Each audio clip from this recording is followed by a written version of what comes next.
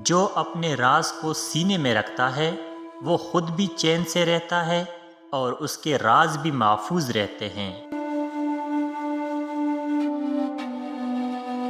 انسان دنیا میں ایسا رہتا ہے جیسے کبھی جانا ہی نہیں، اور جب جاتا ہے تو پھر خاموشی سے چلا جاتا ہے جیسے پہلے تھا ہی نہیں۔ لوگ تمہیں بدنام کرنے کی لاکھ کوشش کریں گے، لیکن یاد رکھنا عزت اور ذلت صرف اللہ کے ہاتھ میں ہے۔